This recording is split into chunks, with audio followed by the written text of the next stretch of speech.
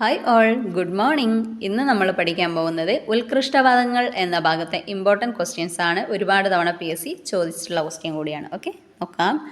Periodic ടേബിളിൽ ഉത്കൃഷ്ടവാതകങ്ങൾ അടങ്ങുന്ന ഗ്രൂപ്പാണ് 18. അലസവാതകങ്ങൾ, അപൂർവവാതകങ്ങൾ എന്നീ പേരുകളിൽ അറിയപ്പെടുന്നത് ഉത്കൃഷ്ടവാതകങ്ങൾ. സീറോ ഗ്രൂപ്പ് മൂലകങ്ങൾ എന്നറിയപ്പെടുന്നത് അലസവാതകങ്ങൾ. അലസവാതകങ്ങൾ കണ്ടെത്തിയത് വില്യം റാംസെ.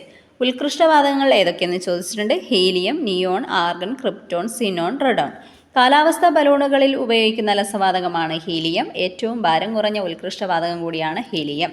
ഡിസ്ചാർജ് ലാമ്പുകളിൽ ഓറഞ്ച് നിറം ലഭിക്കുന്നതിനായി ഉപയോഗിക്കുന്ന അലസവാതകമാണ് നിയോൺ. ഇമ്പോർട്ടൻറ്റ് ക്വസ്റ്റ്യൻ ആണ്, ചോദിച്ചിട്ടുണ്ട്.